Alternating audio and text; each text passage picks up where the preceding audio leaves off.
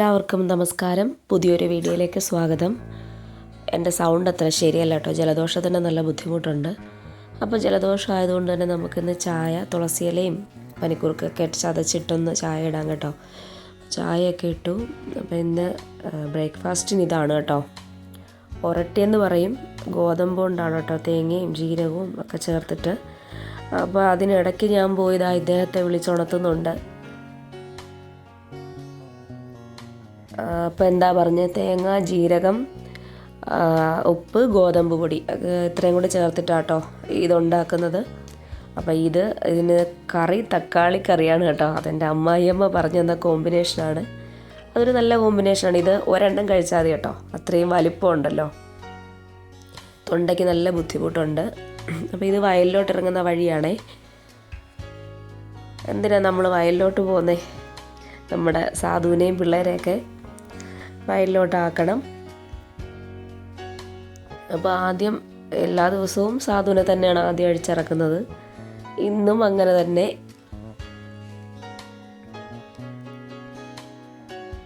അപ്പോൾ ഓരോരുത്തരായിട്ട് കൊണ്ടുപോയിട്ടുണ്ട്. ഓരോരുത്തരായിട്ട് കൊണ്ടുപോകാൻ പറ്റത്തുള്ളൂ, അല്ലെങ്കിൽ എല്ലാവരും അങ്ങോട്ടും ഇങ്ങോട്ടും എല്ലാം ഓടും.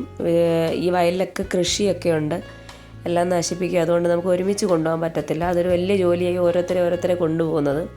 അപ്പോൾ അത് ആ ഗേറ്റിലൊക്കെ ഇട്ട് നല്ല ഇടിയായിരുന്നു കേട്ടോ. ഇദ്ദേഹമാണ് ഏറ്റവും ചെറുത്. അപ്പോൾ ലാസ്റ്റിൽ ഇവനെയാണ് അഴിച്ചിറക്കിയത്. അപ്പോൾ അവന് മുന്നേ പോകാൻ പറ്റാത്തതിൻ്റെ ഒരു ദേഷ്യം ആ ഗേറ്റൊക്കെ ഇട്ട് ഇടിക്കുന്നുണ്ടായിരുന്നു. അങ്ങനെ ഞാൻ പിടിച്ച് ആ തെങ്ങി കെട്ടിയിട്ടു. അപ്പോൾ പ്രതീക്ഷയോടെ നിൽക്കും എന്നെ ഇപ്പം അഴിച്ചു വിടുമെന്നൊക്കെ വിചാരിച്ച്. ഏറ്റവും കുസൃതിയും ഒക്കെ അവന് തന്നെയാണ് കേട്ടോ. അപ്പോൾ ഞാൻ ഇത് സാധുവാണ് കേട്ടോ. സാധുവിനെ ഏട്ടൻ കെട്ടാൻ കൊണ്ടുപോയി, അവിടെ കൊണ്ട് കെട്ടി. അപ്പോൾ എന്നിട്ട് അവിടെ നിന്ന് എന്നോട് പറഞ്ഞാൽ അവനെ കൂടെ അങ്ങ് അഴിച്ചു വിടാന്ന് പറഞ്ഞു. അങ്ങനെ ഞാൻ അവനെ അഴിച്ചു വിട്ടു. പയ്യൊക്കെ പോകുന്നുണ്ട്, കുറച്ച് ദൂരമൊക്കെ പതുക്കെ പോയി. അവിടുന്ന് ഒരൊറ്റ ഓട്ടമായിരുന്നു കേട്ടോ. അവൻ ഓടിയ അവൻ്റെ കുളമ്പിൻ്റെ പാടാണ് അത്. എനിക്കറിയാം അവൻ അങ്ങ് കുറേ ദൂരം ചെന്നിട്ട്, അതായത് പുല്ലൊക്കെ ഉള്ളിടത്ത് ചെന്നാലേ അവൻ നിൽക്കത്തുള്ളൂ.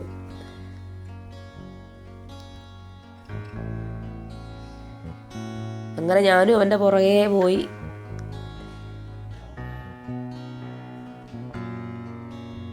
അവിടെ ചെന്ന് നിൽപ്പുണ്ട്. അതിന് നേരെ ഏതാണ്ട് ഓപ്പോസിറ്റായിട്ടാണ് കേട്ടോ സാധുവിനെയും കൊണ്ട് കെട്ടിയത്. അപ്പോൾ അവിടെ ചെന്ന് നിൽപ്പുണ്ട്. ഞാൻ പിടിച്ചാൽ തെങ്ങി കെട്ടിയിട്ടില്ലെങ്കിൽ അതുവഴി എല്ലാം ഇറങ്ങി ഓടും. പിന്നെ പിടിച്ചുകൊണ്ട് വരാൻ ഭയങ്കര ബുദ്ധിമുട്ടാണ്. അങ്ങനെ നിന്നപ്പം ഒരമ്മയാടും 2 മക്കളാടും, 2 ആട്ടിൻകുട്ടിയും കൂടെ പോകുന്നുണ്ടായിരുന്നു കേട്ടോ. ഇവനെ കണ്ടിട്ടോ ആട്ടിൻകുട്ടി പേടിച്ച് അവിടെ ഓടിയപ്പം വീണത്. അങ്ങനെ അവരെയൊക്കെ കെട്ടി എന്നിട്ട് തിരിച്ചു വന്നു കേട്ടോ. അപ്പോൾ ഏതാണ്ട് 10 മണിയൊക്കെ ആവാറായി കേട്ടോ. നല്ല വെയിലൊക്കെ ആയി തുടങ്ങിയിട്ടുണ്ടായിരുന്നു. അപ്പം നമുക്കവിടെ നിൽക്കാൻ പറ്റത്തില്ലല്ലോ, ഇനി അടുക്കളയിലോട്ട് കയറി വരണ്ടേ. അപ്പോൾ ഏട്ടൻ പോയി. ഞാൻ ഡോറൊക്കെ ക്ലോസ് ചെയ്ത് വീണ്ടും ഞാൻ ഒറ്റയ്ക്കായി. അങ്ങനെ ഇനി നേരെ അടുക്കളയിലോട്ട്. പയറ് കഴുകി വെച്ചിട്ടാട്ടോ പോയത്. അപ്പോൾ പയറ് മെഴുക്കുരട്ടി വയ്ക്കാൻ ഉള്ളി, സവാള തീർന്നു പോയി. ഒരു ദിവസം ഇല്ലെങ്കിൽ ഇല്ലാതെയും കറി വയ്ക്കണമല്ലോ, അത് കിട്ടിയാലേ വയ്ക്കൂ. അങ്ങനെയുള്ള വാശിയൊന്നും എനിക്കില്ല. അങ്ങനെ പയറ് മെഴുക്കുരട്ടി ആക്കാൻ വെച്ചിട്ടുണ്ട്. അപ്പോൾ ഏട്ടൻ വന്നപ്പോൾ മീൻ കൊണ്ടുവന്നായിരുന്നേ. അയലക്കൊഴുവ എന്ന് പറയുന്ന മീനാണ് കേട്ടോ. അപ്പോൾ അത് ഫ്രൈ ചെയ്തു. കാര്യം എന്നോട് പറഞ്ഞ് വേറെ മീൻ കിട്ടും, ചൂരയുടെ ചെറുത് കിട്ടും. അപ്പോൾ അതെനിക്ക് കറി വയ്ക്കാൻ ഇഷ്ടം, അതുകൊണ്ട് അത് കറിയാക്കാമെന്ന് വിചാരിച്ചു. ഇതിനെ വറക്കാൻ വെച്ചു. ഇത് പിന്നെ എൻ്റെ സൗണ്ടൊക്കെ എന്തോ പോലൊക്കെ ആയിട്ടുണ്ട് കേട്ടോ അല്ലേ. അപ്പോൾ ഇതാ പയറ് മെഴുക്കുരട്ടി ആയിട്ടുണ്ടേ.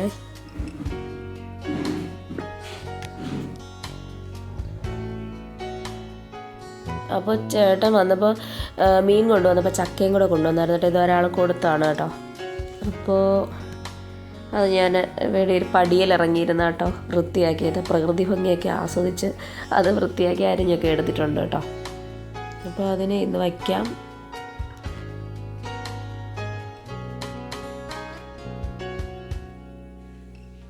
എന്ന് വിചാരിച്ചു. അപ്പോൾ ചക്കയൊക്കെ അടുപ്പിലാക്കി.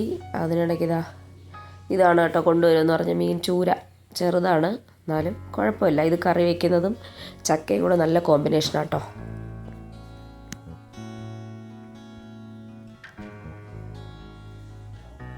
അപ്പോൾ ചക്കയൊക്കെ ആയി, അരപ്പൊക്കെ ഞാൻ റെഡിയാക്കി വെച്ചിട്ടുണ്ടായിരുന്നു കേട്ടോ.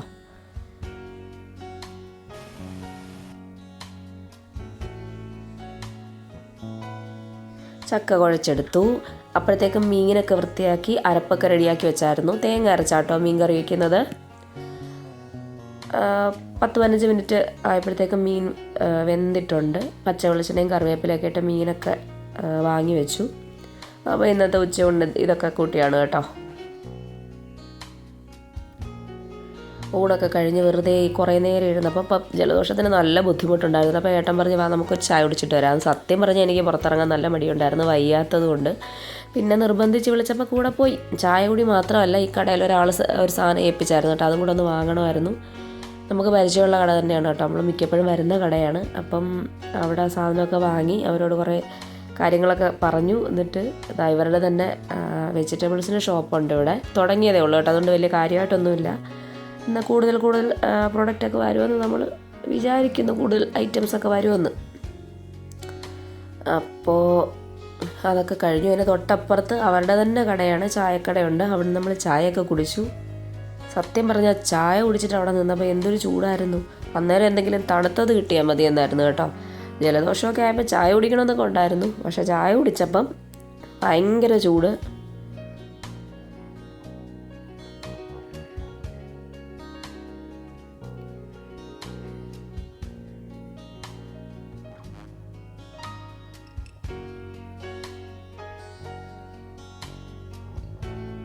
അപ്പോൾ ചായ കുടിയൊക്കെ കഴിഞ്ഞ് ഞങ്ങൾ തിരിച്ചു വന്നു. വണ്ടിയിലിരുന്ന് ഞാൻ നല്ലോണം കത്തി വയ്ക്കുന്നുണ്ടായിരുന്നു കേട്ടോ, പക്ഷേ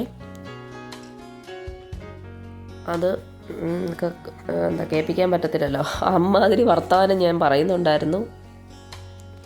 അങ്ങനെ കഥയൊക്കെ പറഞ്ഞ് എൻ്റെ വിചാരം ഞാൻ പയ്യെ സംസാരിക്കുന്നത്, കാര്യം ഹെൽമെറ്റ് വെച്ചിരിക്കുന്നുണ്ട്. പക്ഷേ ഇവിടെ വന്നത് കേട്ടപ്പോഴാണ് മനസ്സിലായത് ലോകം മുഴുക്ക കേൾക്കുന്ന രീതിയിൽ ഞാൻ സംസാരിച്ചുകൊണ്ടിരുന്നതെന്ന്. അപ്പോൾ വരുന്ന വഴിക്ക് ഇവനെ കണ്ടു കേട്ടോ. ഇവരെ പരിപാലിക്കുന്നതുകൊണ്ടാവണം, ഈ വർഗ്ഗത്തിൽപ്പെട്ട ആരെ കണ്ടാലും എനിക്കൊരു പ്രത്യേക സ്നേഹം തോന്നാറുണ്ട്. എനിക്കിഷ്ടമാണ് കേട്ടോ കന്നുകാലികളൊക്കെ, പണ്ടേ ഭയങ്കര ഇഷ്ടമാണ്. അപ്പോൾ വീട്ടിൽ വന്നപ്പോഴത്തേക്കും തളർന്നു പോയി. ഉപ്പിട്ട് കുറച്ചല്ല ഏതാണ്ട് ഇത്രയും ഉണ്ടായിരുന്നു കേട്ടോ. അത് ഞാൻ കുറേശ്ശെ കുടിച്ചു. അപ്പോഴാണ് സത്യം പറഞ്ഞൊരു ആശ്വാസമായത്. പിന്നെ ചടപടയെന്ന് പറഞ്ഞ ജോലികളൊക്കെ ചെയ്യാനുണ്ടായിരുന്നു, അതൊക്കെ ചെയ്ത് തീർത്തു. കാര്യം എനിക്കൊന്ന് അമ്പലത്തിൽ പോകണമായിരുന്നു. അപ്പോൾ സന്ധ്യയായി.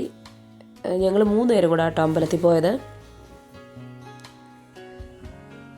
6 മണി കഴിഞ്ഞിട്ടുണ്ടായിരുന്നു കേട്ടോ. അപ്പോൾ ധൃതി പിടിച്ചാൽ പോകുന്നത്, കാര്യം ദീപാരാധന സമയം ആവാറായി.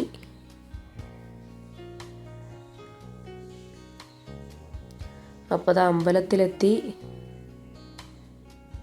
ദീപാരാധനയ്ക്ക് നട അടച്ചിട്ടുണ്ടായിരുന്നു കേട്ടോ, അതുകൊണ്ട് അപ്പോൾ വീഡിയോ ഒന്നും എടുക്കാൻ പറ്റിയില്ല. ഇത് ദീപാരാധന കഴിഞ്ഞിട്ടുള്ള സമയമാണ് കേട്ടോ.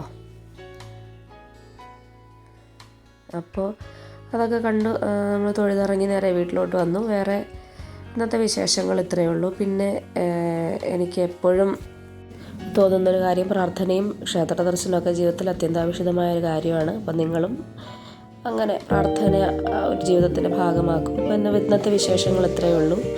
Thanks for watching.